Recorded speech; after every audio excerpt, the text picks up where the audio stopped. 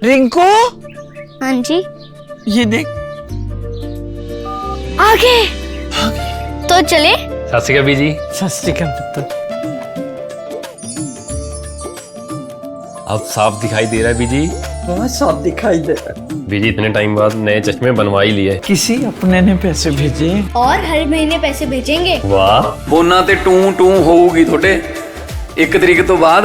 ਇਹ ਤੁਹਾਡੇ ਪੈਸੇ ਨੇ, ਇਹਦੇ ਨਾਲ ਕੋਈ ਅਮੀਰ ਨਹੀਂ ਹੋ ਜਾਣਾ ਤੁਸੀਂ। ਮਾਵਾਂ ਭੈਣਾਂ ਨੂੰ ਸਤਿਕਾਰ ਦੇ ਕੇ ਮੈਨੂੰ ਖੁਸ਼ੀ ਮਿਲਦੀ ਹੈ ਇਸ ਗੱਲ ਦੀ। मुख्यमंत्री माँ बेटी सत्कार योजना, आपका अपना भगवंत मान। अयोध्या स्थित श्री राम जन्मभूमि तीर्थ क्षेत्र में महासचिव चंपत राय के इस्तीफे को लेकर विवाद थमता नजर नहीं आ रहा है। अब ट्रस्ट के वरिष्ठ सदस्य और ट्रस्टी महंत दिनेंद्र दास ने इस्तीफे की पूरी प्रक्रिया पर सवाल खड़े करते हुए दावा किया है कि ट्रस्ट के अधिकांश सदस्य चंपत राय का इस्तीफा स्वीकार करने के पक्ष में नहीं थे। उन्होंने कहा न केवल उन्होंने स्वयं इस फैसले का समर्थन नहीं किया बल्कि कई अन्य ट्रस्टियों की भी यही राय थी।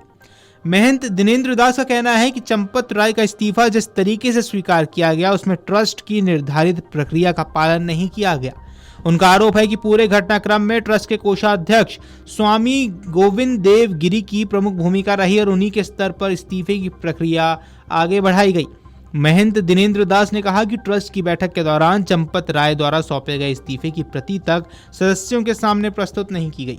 उनका कहना है कि किसी भी महत्वपूर्ण निर्णय से पहले सभी ट्रस्टियों के दस्तावेज उपलब्ध कराए जाने चाहिए ताकि प्रत्येक सदस्य पूरी जानकारी के आधार पर अपना पक्ष रख सके। उन्होंने आरोप लगाया कि बिना पर्याप्त चर्चा और दस्तावेज साझा किए ही इस्तीफे को प्रभावी मान लिया गया। इससे पूरी प्रक्रिया की पारदर्शिता पर सवाल उठ रहे हैं। महंत दिनेंद्र दास के अनुसार बैठक में एक सदस्य ऑनलाइन माध्यम से जुड़े थे। उन्होंने ट्रस्ट डीड का हवाला देते हुए कहा कि यदि कोई ट्रस्टी या पद अधिकारी अपना इस्तीफा सौंप देता है तो वह स्वतः प्रभावी माना जाएगा। इसी व्याख्या के आधार पर चंपत राय का इस्तीफा स्वीकार कर लिया गया।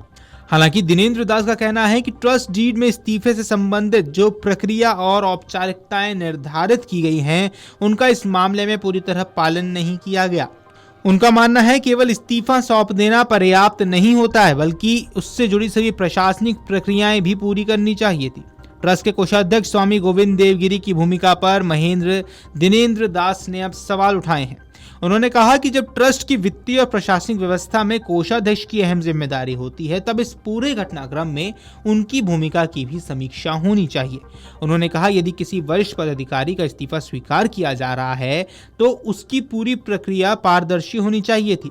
सभी सदस्यों को समय पर जानकारी देना और प्रत्येक पहलू पर खुलकर चर्चा करना ट्रस्ट की जिम्मेदारी थी।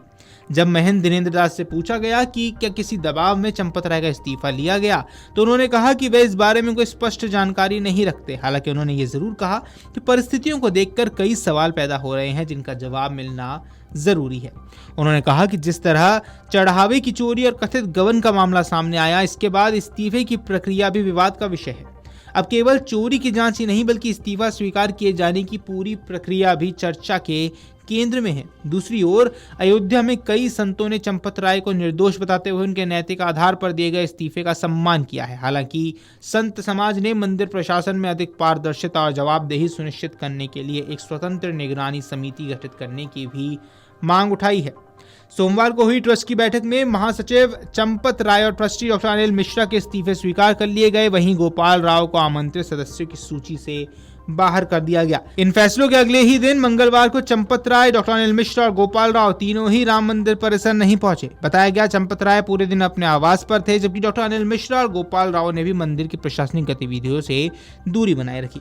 इस पूरे विवाद के बीच ट्रस्ट के कोषाध्यक्ष स्वामी गोविंद देवगिरी ने भी अपना पक्ष रखा है। उन्होंने स्पष्ट किया कि चंपत राय से किसी ने इस्तीफा नहीं मांगा था। उनके अनुसार चंपत राय ने स्वयं नैतिक जिम्मेदारी लेते हुए इस्तीफा देने का निर्णय लिया।